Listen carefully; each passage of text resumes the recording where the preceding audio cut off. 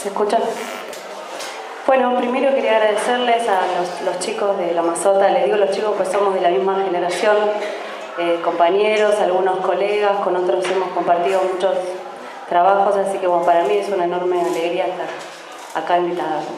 Me metieron en un escollo grosso.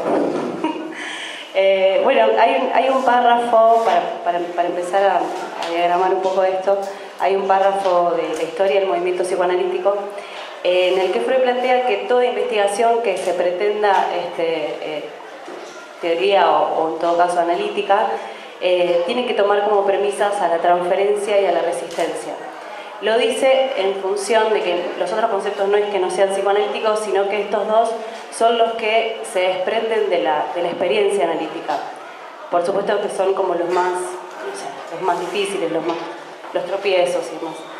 Voy a partir de un texto clásico que en realidad no lo quiero desplegar porque es un texto que es abundante, que se llama Recordar, Repetir, Elaborar, que es un texto que los que ya lo deben haber leído, los que están en la universidad y los que no también, de fines de 1914, pero lo tomo en una mínima expresión para plantear algo que sostienen muchos autores, y es que en este texto Freud dice por primera vez que la transferencia es repetición. Sin embargo, dice Freud, una vez que la transferencia se instala, se complica todo, digamos. Que por repetición se instala la transferencia, pero que una vez instalada la transferencia hay algo que se complica. Entonces, aparecerían acá transferencia y repetición como dos términos que están en un principio relacionados, pero un poco confundidos. En ese texto, lo voy a leer porque es un párrafo de Freud, dice: el analizado no recuerda en general nada del olvidado y reprimido, sino que lo actúan. No lo reproduce como recuerdo, sino como acción. Lo repite sin saber desde luego que lo hace.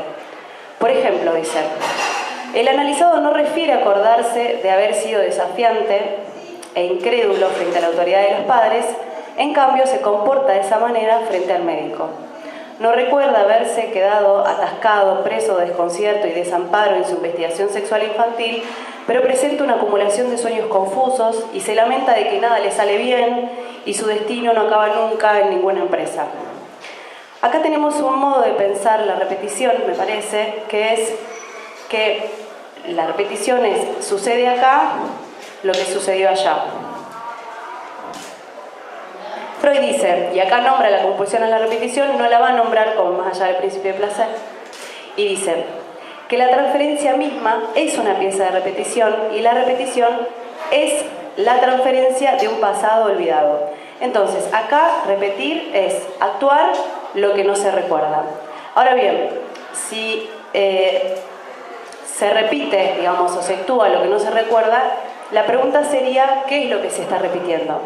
Freud dice, de alguna manera no lo dice así, que se repite lo que se destina a ser escuchado en transferencia. Esa es la relación que hay entre transferencia y repetición en este texto. Manuel hablaba recién del vínculo amoroso y cuando uno habla de transferencia no puede no hablar de amor, digamos. Ahora bien, ¿de qué se trata esto? Porque habría algo de la repetición, digamos, que llamaría al amor, o podemos pensarlo al revés, hay algo del amor que insiste y llama a repetir. El texto siguiente, que está publicado después de Recordar, Repetir, Elaborar, es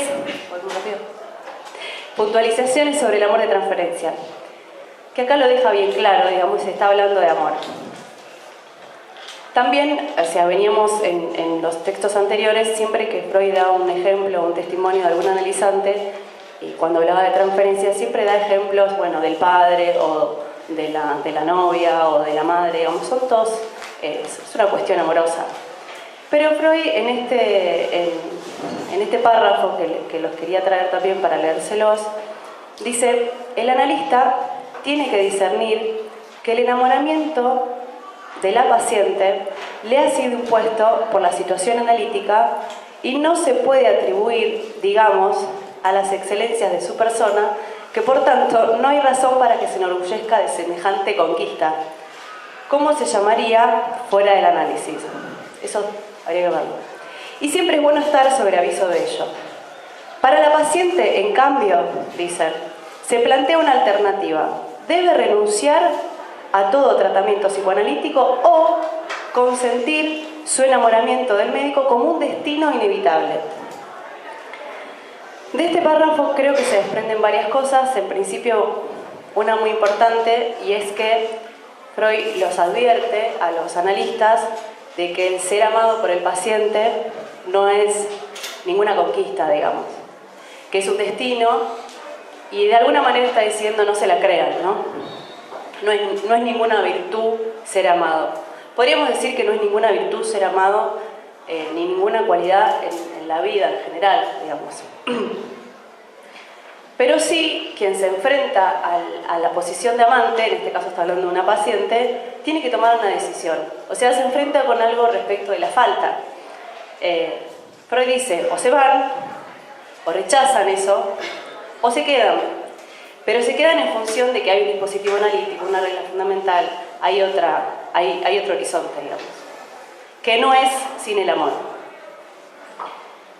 Unos años después, más allá del principio de placer, Freud retoma esto de la compulsión a la repetición y lo que se puede desprender es una nueva versión de la repetición que podríamos decir que es la versión más psicoanalítica o estrictamente psicoanalítica, que es la versión anterior era repetir, es actuar lo que no se recuerda, o sea, sucede acá lo que no sucedió allá, que tendría que ver más bien con una función restitutiva de la repetición, es una ilusión, digamos, en todo caso.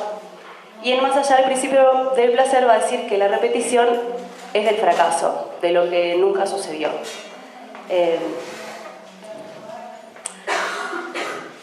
Parece ser que no es que Freud, está bueno aclararlo, a mí me ha servido, digamos, para leer a Freud, que no es que cuando Freud dice más allá del principio del placer, un montón de cosas que son novedosas para el dispositivo, descartaría o desestimaría todo lo que viene pensando anteriormente, sino que a la vez, o sea, va sumando. No descarta lo que dijo antes con respecto a la repetición, pero hay una nueva forma de pensar la repetición que tiene que ver con que la repetición es algo de lo que no sucedió. Bien. Mientras estaba tratando de recordar un poco, hablando de recordar, me encontré con un libro que lo quería compartir con ustedes porque me parece que es no sobre todo hermoso, sino que no es muy conocido y es de una escritora que es Hilda Doolittle, no sé si lo conocen, que se llama, el libro que ella escribe se llama Tributo a Freud. Hilda Doolittle es una norteamericana que en 1933 y 1934, o sea, durante el transcurso de un año, se analiza con Freud, exclusivamente se va a Viena a analizarse con él y se hospeda en un hotel, entonces se analiza 4 veces por semana. En ese momento Freud ya tenía 77 años. Y Hilda es una mujer que venía de muchísimas pérdidas en la Primera Guerra Mundial, en la que había perdido un hijo, un hermano en la guerra, al papá, porque además de que cuando el padre se entera de que el hijo había muerto se muere, y a muchos amigos. Cuando Hilda llega a Viena, por lo que dice, hay una frase que ella dice: cuando llego a Viena en 1933 estaba aterrorizada por el crecimiento del nazismo y por las atrocidades cometidas a los judíos en Berlín. Ella ya había pasado por una guerra y ya había perdido mucho, y llega a Freud, ella ya tenía 47 años. Bueno, hay el libro es hermoso porque son sobre todo testimonios de ella, de su análisis, y además va relatando la forma que ella tiene de ver a Freud, y se puede ver también un Freud más humano, más psicoanalista, en el que ella lo define varias veces como poco ortodoxo, muy tierno, pero a la vez demasiado irónico. Por momentos lo define como un anciano atemorizador, demasiado famoso. En un momento dice que está el dragón en su cueva, o sea, cuando ella ya empieza a asustarse. Bueno, y en una de las intervenciones que él le hace, ella dice: es como si hubiese hablado del Ser Supremo. Freud ya a esa altura ya 77 años y ya estaba enfermo. Le voy a leer el testimonio de ella. Paciencia.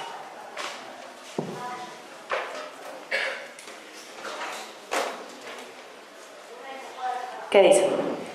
En cuanto a mí, me volví sentada de modo poco ortodoxo, bien derecha con los pies en el suelo. El mismo profesor es bastante poco ortodoxo. Está golpeando con la mano, con el puño en la cabecera del antiguo sofá de crin que ha oído más secretos que el confesionario de cualquier padre confesor católico romano en sus días de apogeo. Este fue el sencillo instrumento histórico del esquema original del psicoanálisis, que es la ciencia del desenmaramiento de las madejas enredadas de la mente inconsciente y de la curación implícita en el proceso.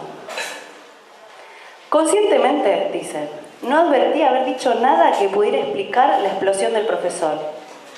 Incluso cuando me volví de frente a él, mi mente estaba lo bastante alejada como para preguntarme si no había sido alguna idea de él para acelerar el contenido psicoanalítico o para dirigir el flujo de las imágenes asociadas. El profesor me dijo: el problema es, yo soy un hombre viejo, que usted no cree que valga la pena amarme. El impacto de estas palabras fue demasiado terrible, dice. Simplemente no sentí nada. Así se puede ver que es terrible, pero dice que no sintió nada. No dije nada. ¿Qué esperaba él que yo dijera? Era exactamente como si el Ser Supremo hubiera golpeado con el puño sobre el respaldo del diván donde yo estaba. ¿Por qué hizo esto? ¿Debía saberlo todo o no sabía nada? Debía saber lo que yo sentía. Tal vez lo sabía, quizás trataba de eso. Tal vez, después de todo, era un recurso, algo para impresionarme, para romper en mí algo que yo advertía parcialmente, algo que rehusaba romperse, que no debía entregarse. Yo estaba allí porque no quería entregarme. Si resultaba vencida, no podría continuar allí con el profesor. Más adelante, ella deja ahí el relato.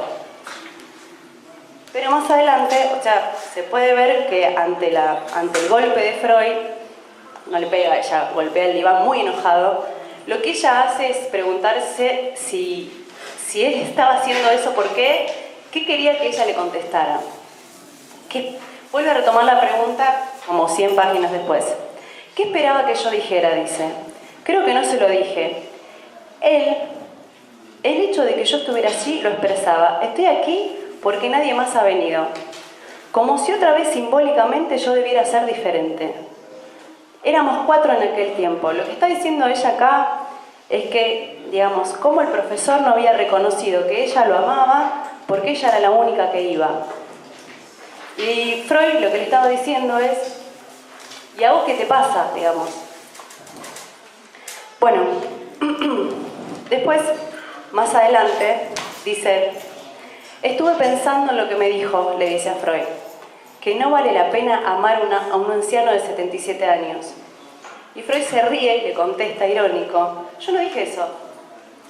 Lo que yo le dije es que, yo no le dije que no valía la pena, lo que yo le dije es que usted lo temía, jugando con esta cuestión del temor de ella a que Freud se muera. Ella unos capítulos antes había dicho que habían hablado de la cuestión del fin de análisis, de que cuando eso sucedía, y él le había dicho que el análisis se interrumpe por la muerte del analista, digamos. No le dijo eso. Él había dicho lo contrario. Eso es lo que ella interpreta. Él le dice: cuando el análisis se termina, la persona del analista se muere. Y lo que ella interpreta es que Freud se iba a morir. Bien. Una de las cosas que se desprenden de esto es que ella ama a condición de ser la única. En principio es lo que ella dice, pero ella de hecho se da cuenta. Ahora bien, y si tomamos la transferencia al lado de la puesta en acto de la realidad del inconsciente, hay que partir entonces de la idea de que Freud, de que la repetición está siempre en relación a algo que está perdido. Ese algo que está perdido, o sea, es el objeto, ¿no?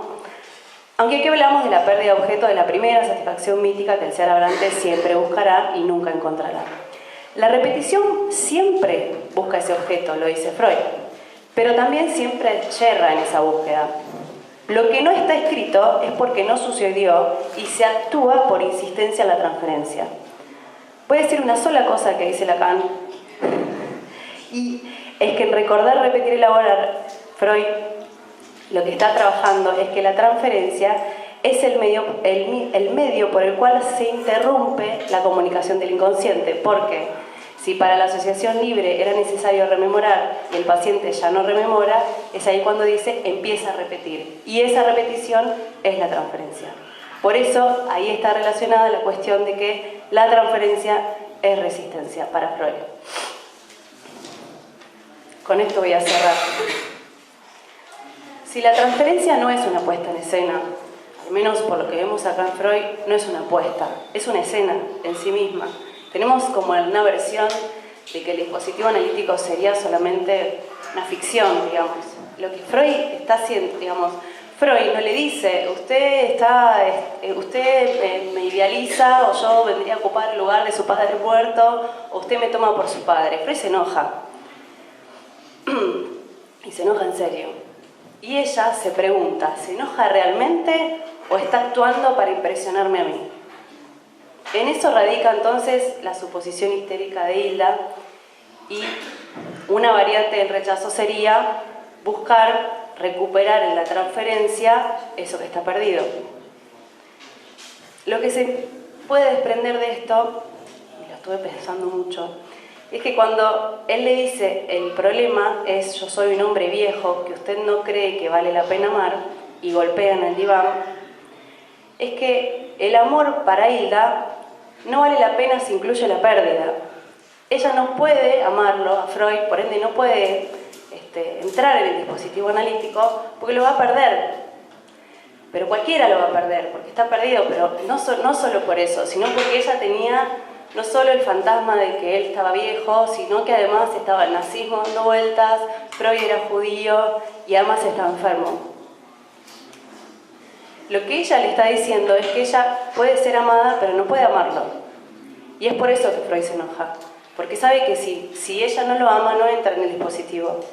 Y por otro lado, la importancia del valor del acto, de que Freud no le diga, no le interprete la transferencia, no se la diga, usted me está tomando por un padre idealizado, por ende piensa que me voy a morir, me parece que lo que le está diciendo al golpear tiene valor de acto porque ella se levanta del diván, queda desorientada, no dice nada y después de eso empiezan a suceder una serie de cosas muy amorosas, porque además después se escribe poemas que no los voy a leer, son hermosos, que hablan de una Hilda que está enganchada. Lo que se repite en la transferencia, entonces, pensándolo acá con este caso, es la ilusión del amor de recuperar o de restituir aquello que fue perdido. Ahora, eso que se quiere recuperar se va perdiendo, se pierde en el acto de la transferencia. ¿Sí? Le digo, ¿no entendió? Bueno, para cerrar, hay una frase de Freud de puntualizaciones que dice: ¿acaso le han prohibido alguna vez al químico ocuparse, a causa de su peligrosidad, de sus materias explosivas indispensables a pesar de su efecto? Bueno, nada más.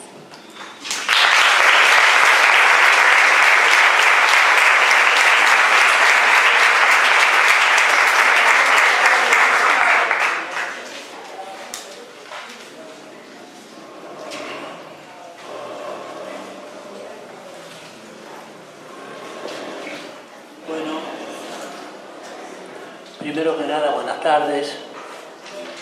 Les agradezco la presencia. Que en momentos tan difíciles haya gente que quiera escuchar sobre la transferencia, me resulta estupendo, muy bueno, porque estamos viviendo una situación realmente difícil, realmente difícil. Creo que no voy a abundar en ello, ustedes lo saben. Entonces, porque ya que estamos acá, vamos a aprovecharlo, vamos a festejar con el saber y vamos a intentar decir algo sobre este tema de la transferencia. A mí se me ocurrió presentar la cuestión a través de Freud. Valga la noticia, ¿no es cierto? No es ninguna novedad. Pero la cuestión sería esta. La transferencia es, además de alguna definición que podemos dar, es la herramienta que Freud fue forjando a lo largo de su trabajo. Comienza a forjar, como decía, esta herramienta, podemos decir, en 1895, antes también, un poco antes, y por lo menos hasta el 1912, 1914, cuando escribe Dinámica de Transferencia y demás, creo que hasta ahí llega en su trabajo de poner a punto su herramienta. ¿Por qué digo esto? ¿Por qué planteo lo de la herramienta? Porque me parece muy importante ver, escuchar, en el sentido de leer lo que dice Freud en su autobiografía. Freud en su autobiografía plantea que aspiraba a vivir de su trabajo. Aspiraba a vivir de su trabajo. Consideraba que no iba a lograr un puesto, consideraba que no iba a lograr el puesto de docente, al cual aspiraba, etc. Y entonces se dedica a intentar vivir de su trabajo. Deja de lado la llamada electroterapia de un chanta llamada ERV, que trabajaba con la sugestión eléctrica. Dice que no puede recomendar a sus pacientes un baño, una estadía en un sanatorio de reposo, porque perdería al paciente y él no se puede dar ese lujo. Entonces fíjense ustedes cómo Freud es un trabajador. Es un trabajador que plantea la importancia del trabajo. Es decir, que hay presente ahí una cuestión ética, a mi juicio, sumamente importante. Esta cuestión ética nos lleva a Freud a ir probando distintas herramientas y las va descartando en la medida en que van apareciendo los obstáculos que podríamos denominar obstáculos clínicos, que luego se transforman en obstáculos epistemológicos que él trabaja, medita sobre ellos y va afinando, por decirlo así, la puntería. 1895, su paciente Emmy von M, le dice: cállese, déjeme hablar, escúcheme. Lo cual inaugura este momento en donde Freud deja la técnica de presionar la frente de la paciente y reclamarle que diga lo que aparece en su cabeza, etc. Entonces ahí ya aparece esta primera cuestión, que es la de lo que dice Emmy. Pero antes de esto ya ha pasado por toda la problemática a través de la experiencia de Breuer, de Ana O. Ana O es una paciente que Breuer atiende, etcétera, que hace un embarazo histérico, todo un conflicto muy serio, y lo que va a aparecer ahí es la posibilidad del tratamiento que Freud va a denominar hipnocatártico. Es decir, a través de la hipnosis, la persona recuerda determinados momentos que ha vivido y soluciona el síntoma. Esto dura poco tiempo, no tiene estabilidad, etc. Y entonces Freud deja este método hipnocatártico, va hacia otro, va hacia la talking cure, si la cura por la palabra, que lo va a llevar finalmente a toda la problemática de la asociación libre, la atención flotante y la abstinencia. Ustedes saben bien que este trípode de atención flotante, asociación libre, atención flotante y abstinencia es una piedra basal del ejercicio del trabajo analítico. Al respecto, Freud va a decir en el 1912, más o menos, esta herramienta es a mi mano. Yo la he logrado y a mí me sirve. Tal vez a ustedes, porque se dedica a los analistas, les convenga otro tipo de herramienta. Esta es la que a mí me viene bien. Entonces él va pasando, lo digo rápidamente, ¿no es cierto?, del método hipnocatártico, deja de lado la hipnosis que él ya había experimentado en su experiencia con Charcot en París, y luego en la escuela de Nancy, con cuantos son muchos nombres, Gewolf y Bergheim le permiten a él cambiar un poco la técnica, etc. Pero él finalmente deja la hipnosis, toma el problema de la palabra y empieza a trabajar sobre cómo se dice en el niño. Ya, entonces, por ejemplo, con Dora, él trabaja escuchando a la paciente y tratando de pensar, elaborar cuestiones que hacen a la relación con la paciente. Pero no domina todavía la problemática de la transferencia.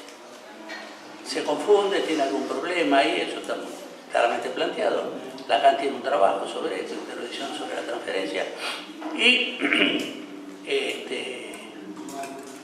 se ve llevado a un fracaso con Dora. De esta manera, distintas vicisitudes de la transferencia van apareciendo a lo largo de la obra y la vida de Freud.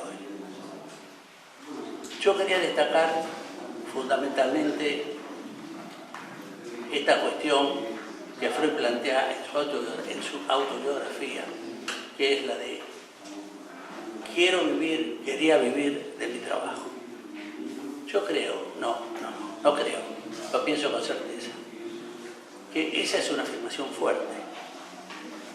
En este momento, además que estamos viviendo, ¿no?, hablar de trabajo, privilegiar el trabajo y suponer que el trabajo está en la base de todo desarrollo es realmente una posición ética a tener en cuenta. Constantemente escuchamos que no se premia el trabajo, que no se cobran impuestos por las transferencias financieras y que, bueno, nuestro país, como ha pasado en otras ocasiones, se ha transformado en una timba. Situación muy, muy difícil, muy agobiante, que es reiteración de otro modo y no con tanta magnitud, esperemos, del 2001.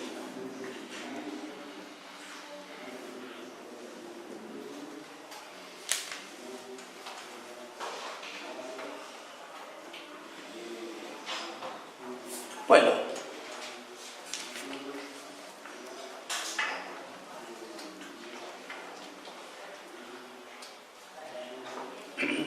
sabemos que varias cuestiones creo conocidas por ustedes, Freud Bahía Traumática, se va a ubicar en lo que podríamos denominar el análisis del fantasma. Esta formulación, podríamos llamar actual, ¿no es cierto?, en que habla de fantasmas, es Lacan, etc.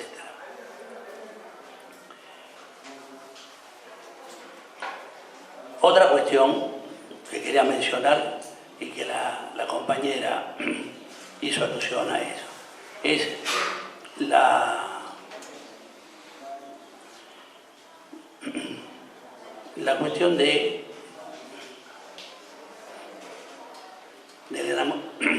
enamoramiento, del amor de transferencia. Esto es lo que aparece con toda su magnitud en el caso de Ana O. Es lo que lo precipita a Breuer en la fuga, por decirlo así, y deja de lado ese método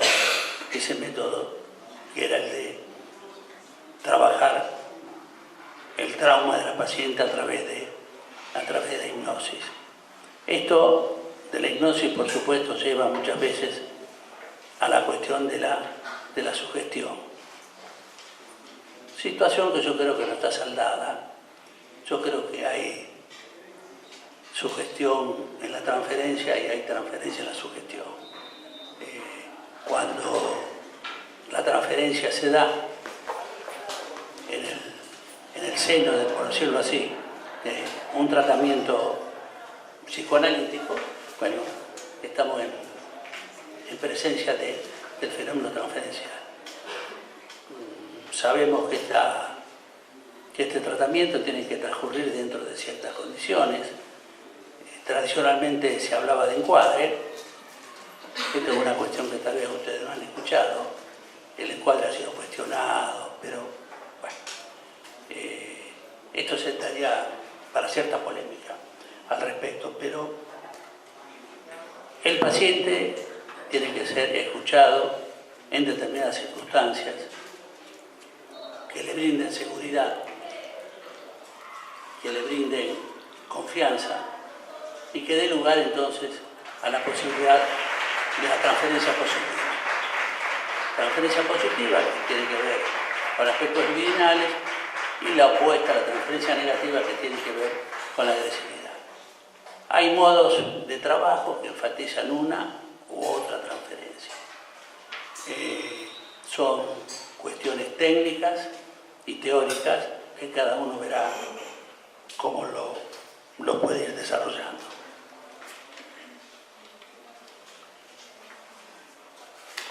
La otra cuestión a mencionar, nada más, es la de la necesidad de la abstinencia. Freud le dedica todo un párrafo, por así decirlo, a esto. Tendríamos que entendemos por la abstinencia, etcétera, etcétera. En todo caso, es la neutralidad del analista como mínimo. Como mínimo, la neutralidad del analista. Este analista que consideramos un sujeto supuesto saber, que es lo que va, este sujeto supuesto saber, esta adjudicación de saber al sujeto del analista es lo que va a desencadenar desde otra concepción teórica, no sé si otra, pero una concepción un poco distinta, que es la lacaniana, va a desencadenar toda la posibilidad del trabajo analítico.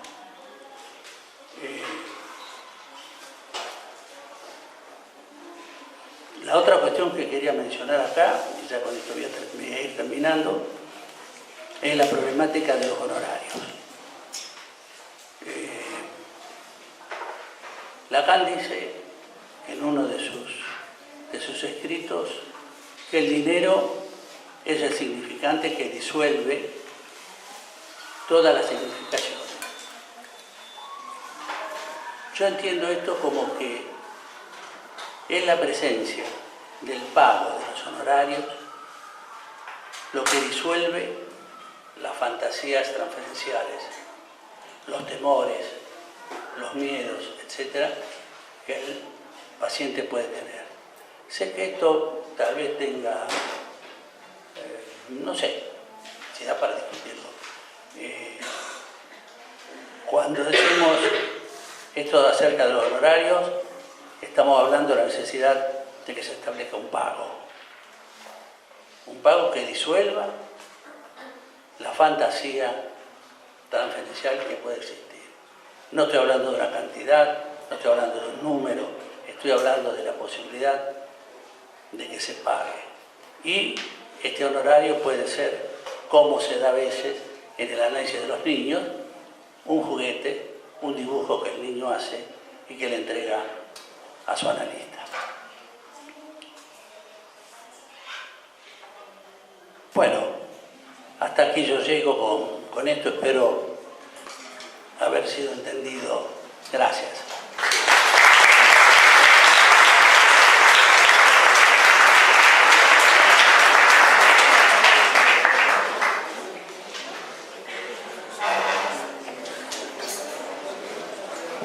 Bueno, buenas tardes, ¿cómo les va? Estoy muy agradecido por la invitación y comparto la alegría de mis colegas de estar acá en este contexto de lucha docente. Por supuesto que también comparto la gravedad de la situación que excede lo que nos está pasando a nosotros como gremio y como trabajadores, y que nosotros tenemos que, me parece, hacer un esfuerzo comunicacional para conectar, articular las distintas luchas, los distintos reclamos, que van todos en la misma dirección. Porque el gran problema que tiene hoy el capital es cómo conciliar, o sea, su principal contradicción es que no puede conciliar la acumulación acelerada del capital que corresponde a la fase imperial con el Estado de Derecho. Por eso aparecen los neofascismos, esto que se llama neofascismo, que son estas democracias marketineadas, formateadas, que tratan, no como ellos dicen, de ahorrar o de reducir el gasto público, sino de hacer una apropiación del Estado como instrumento de acumulación de capital. Y en ese sentido, me parece que la lucha docente es una lucha, por supuesto, fundamental, pero que tenemos que dar un paso más comunicacionalmente para articular esos reclamos, porque lo que está en juego acá es si el Estado va a ser solamente para la clase dominante y para la extracción de plusvalía, o va a ser para eso, como está pensado, porque se inventó para eso, no se inventó para otra cosa, pero también para las clases populares, ¿no? Bueno, eso como para arrancar en este contexto, algo había que decir. Bueno, yo también pensé cómo, porque el problema siempre, un concepto fundamental del psicoanálisis, como es la transferencia, el problema es siempre cómo presentarlo de modo tal que en 20 minutos ustedes se lleven alguna idea que les sirva. Entonces, yo comento siempre un error, porque tengo una pasión sarmientina, así, no sé, creo que la pedagogía funciona, me voy curando de a poco, porque la verdad que cada uno escucha lo que puede, yo por más que me esfuerce, entonces que el error que cometo es que hablo mucho y doy mucho dato, mucha referencia, y después la gente escucha lo que quiere escuchar o lo que puede escuchar. Entonces, digo, voy a ser un poco más escueto, y le voy a hablar, voy a ser un poco publicitario, el secreto de la transferencia. ¿Cuál es para mí el secreto de la transferencia? ¿No? Así que se lleven eso hoy. Voy a armar 3 escenas nomás para poder ilustrar eso, y después vamos a cerrar con algo que me dio la idea María Ángeles cuando la escuchaba hablar de la ilusión de la transferencia y del enojo de Freud, que voy a usar eso porque me dio justo el cierre, que era mucho mejor que el que yo tenía preparado. Bueno, la primera escena es la siguiente. El título que nos convoca. Siempre me parece que es importante la pertinencia de los oradores a los títulos convocantes, porque si no, si yo vengo con lo que yo ¿no?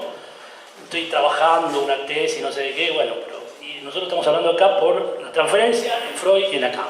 Y ahí ya tenemos un tema, porque ustedes saben que dentro de la historia del movimiento analítico hay tendencias, corrientes, que piensan un Freud sin Lacan. Freud sin Lacan. Podríamos decir que sería la corriente principal, pero no la única, sería la psicología del yo, con su programa de Nueva York, con toda esta cuestión del psicoanálisis médico, digamos así, porque saben que hay una lucha entre el psicoanálisis médico y el psicoanálisis laico que persiste hasta hoy, hasta nuestros días, y que determina el modo de practicar el psicoanálisis. Después, del otro lado, lo que hay es un Lacan sin Freud. También, aunque parezca mentira, ¿no? Hay psicoanalistas que dicen, como dijo acá un psicoanalista que vino una vez, que Lacan el aparato psíquico era el lenguaje, pero en cambio para Freud era el sistema nervioso central. Claramente este analista no leyó los primeros textos de Freud, los más importantes, el del sueño, el del chiste. Si alguien después de leer eso puede pensar que Freud creía que el inconsciente del sistema nervioso central, es porque estamos en un problema. Bueno, yo digo, esto es Freud sin Lacan, o Lacan sin Freud, es una cuestión que tiene que ver con el gran problema de la historia del movimiento analítico, que es la represión de Freud. Esto lo situaba el que inició el psicoanálisis laico en Argentina, que era Oscar Mazota, y él hablaba de que había que leer a Freud estaba dentro del marco del retorno a Freud que proponía Lacan, porque de lo que se trataba era de la represión de Freud. Bien, la represión de Freud. ¿Pero qué podemos decir? ¿Qué queremos decir cuando decimos la represión de Freud? Yo les doy mi interpretación. Puede haber otras, por supuesto. Para mí lo que se reprime cuando se reprime a Freud, con todas las variaciones que se tratan de poner en la teoría, que se aceptan algunas cosas pero se sacan otras, etcétera, etcétera, es el deseo de Freud. Eso es lo que no se tolera. ¿Saben por qué? Porque el deseo de Freud es el deseo de que haya análisis. El deseo de Freud es ni más ni menos que la invención del psicoanalista. Freud inventó el psicoanalista. Cuando ustedes escuchan hablar de psicoanálisis, van a escuchar al filósofo que dicen ya Platón había hablado del inconsciente, ¿no? Cuando escuchan a los médicos hablar, ya en la medicina nosotros habíamos descubierto procesos que no, porque Freud era médico y estaba Charcot, etcétera, etcétera. Sí, muy bien. Pero ¿por qué no inventaron el dispositivo analítico y no inventaron el operador clínico? ¿Por qué no inventaron el psicoanalista? Porque el inconsciente no tiene ningún sentido si no tenemos un deseo nuevo en la cultura, que no es el mismo deseo que el que va a gobernar, que el que va a curar, que el que va a hacer otro tipo de cosas, ¿no? Este deseo es un deseo de analizar. Y tomaba esto de María Ángeles porque justamente el enojo de Freud es el enojo de todos los analistas. Todos los analistas somos medios cabrones. Porque somos portadores de un deseo que no tiene, todavía tenemos 100 años de historia, un poquito más, y toda la cultura va a contrapelo del deseo del analista, ¿no? Todos queremos cualquier cosa menos analizar, ¿no? Queremos tener amigos, queremos formar pareja, armar una familia, tener un perro, un fondo, un jardín, no sé. Pero analizarnos no queremos. Lo que queremos es dormir. Entonces, ¿cómo instalar el deseo del analista cuando el deseo central de la cultura es el de dormir? Por eso se enoja Freud. Y nos enojamos todos, porque la neurosis quiere dormir. Y nosotros queremos que haya análisis. Y para que haya análisis tiene que haber algo de despertar. Bien, eso en primer lugar. El deseo del analista, digo rápidamente para no dejar lugar a ambigüedades, no tiene absolutamente nada que ver, como ustedes ya saben, con el deseo de la persona que soporta esa función. Un analista puede tener, un analista varón, o sea, puede tener el deseo de casarse con una de sus analizantes. Sí, está muy bien, pero eso no es el deseo del analista. Es lo contrario, es decir que en realidad el deseo de la persona que soporta la función muchas veces va en contra, que es lo que después vamos a controlar. Vamos a controlar si el deseo del analista está en regla o hay un lapsus ahí. Bueno, la segunda escena tiene que ver con los rostros de la transferencia. Porque la transferencia se presenta de distintas maneras. Esquemáticamente podemos plantear tres momentos con estos registros de la experiencia humana de los que habla Lacan, lo imaginario, lo simbólico y lo real.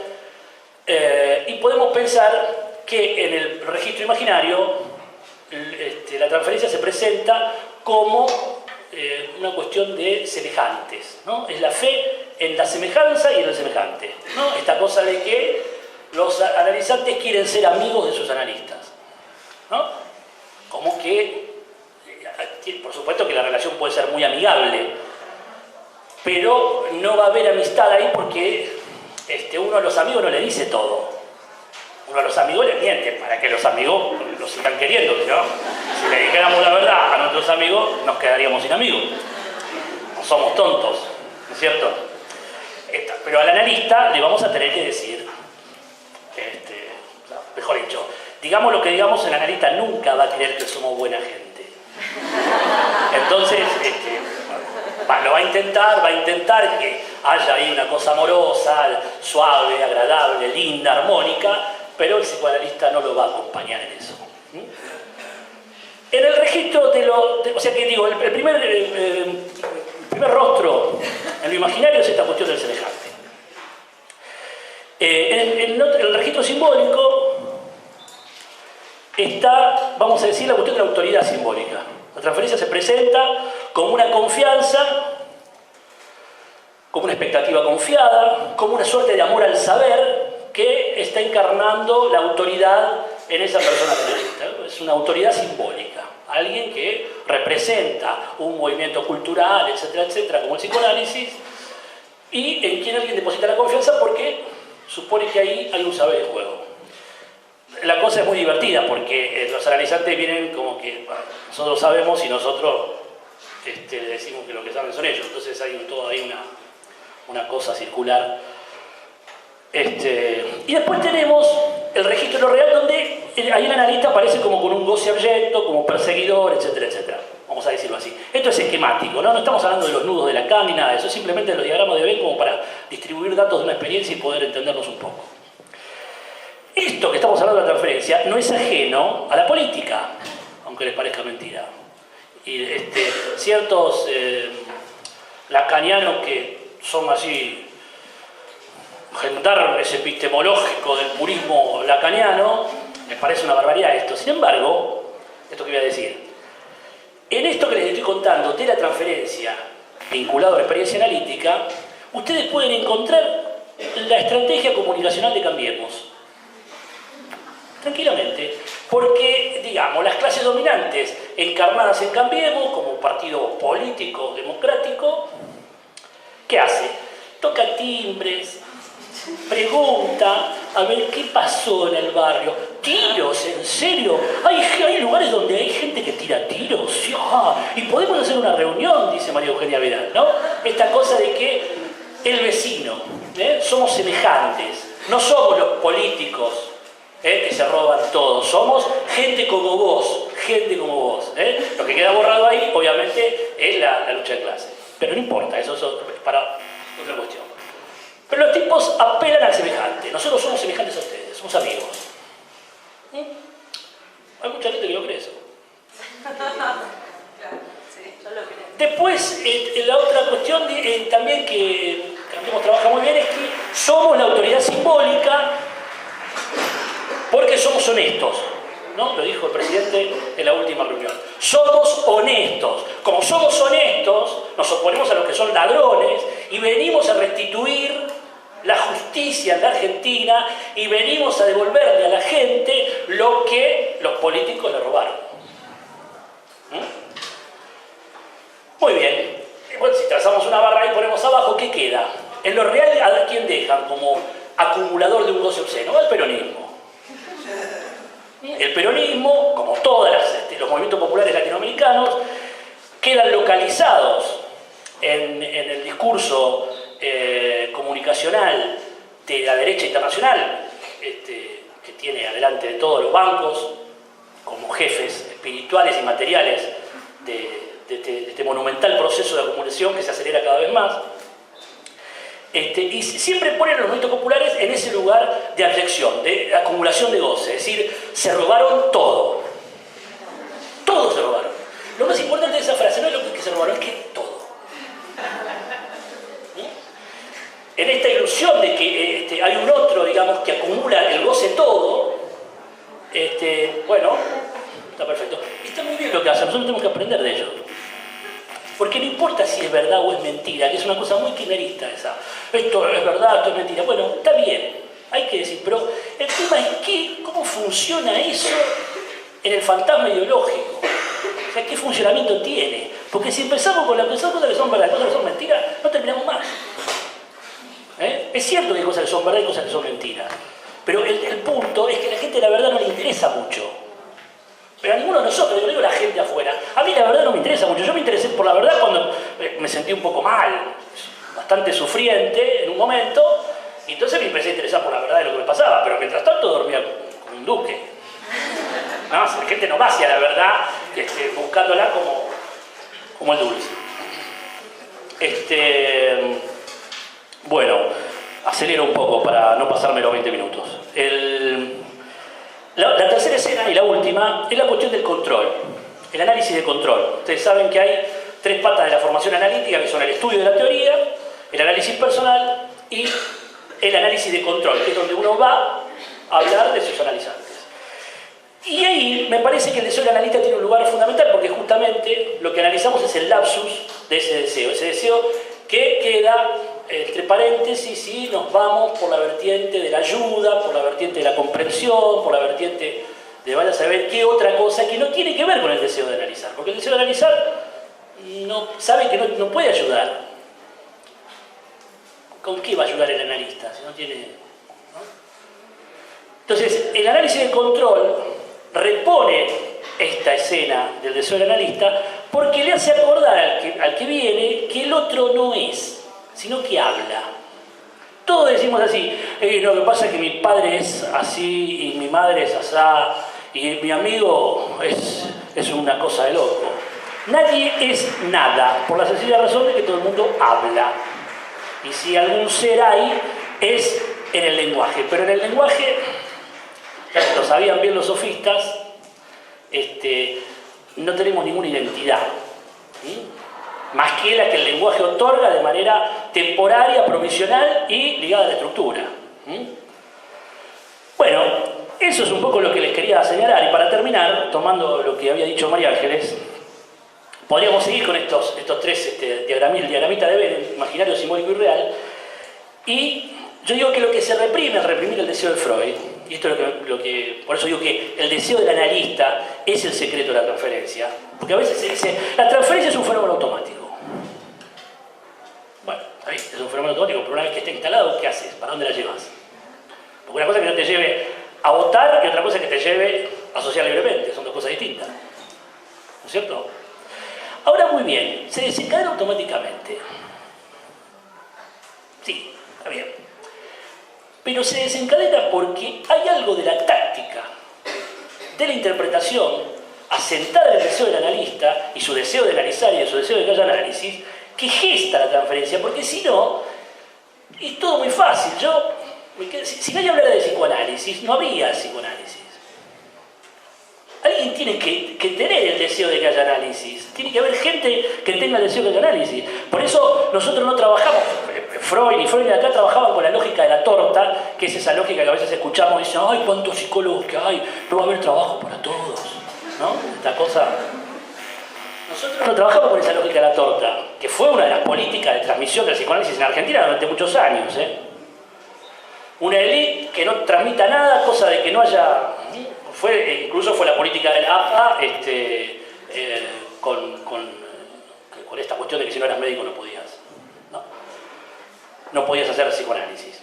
Bueno, entonces, si tomamos esto del semejante, porque cuando hacemos el nudito ese que hace Lacan, ese nudito que hace Lacan, los tres redondeles, en el centro queda un vacío central, y yo digo, ahí tenemos que localizar el deseo del analista.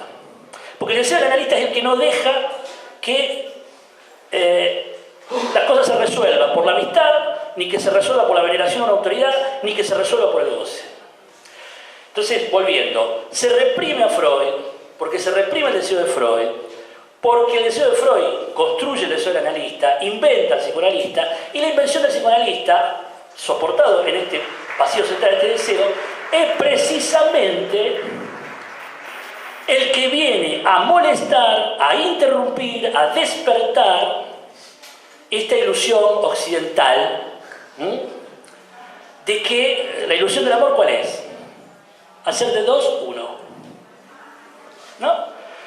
Entonces, en el registro imaginario, el deseo del analista interrumpe la ilusión que hay una persona y otra, podemos hacer uno con dos personas. O con dos sujetos, como quieran, la subjetividad.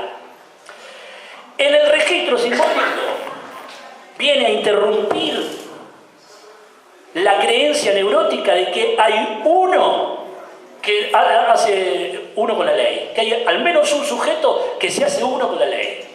No, ocupa un lugar de autoridad, pero no hay nadie que se haga uno con la ley. O sea, no hay nadie que se haga uno con el otro, no hay nadie que se haga uno con la ley, y finalmente el registro real, que no es un registro, por supuesto, es la posibilidad de registrar, bueno, sería una discusión epistemológica muy importante, pero tomémoslo explicativamente como un registro. En el registro de lo real tampoco hay alguien que pueda robarse todo.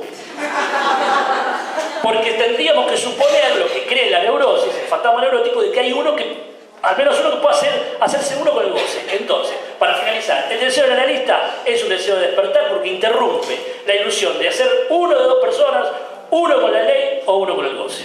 Bueno, muchas gracias.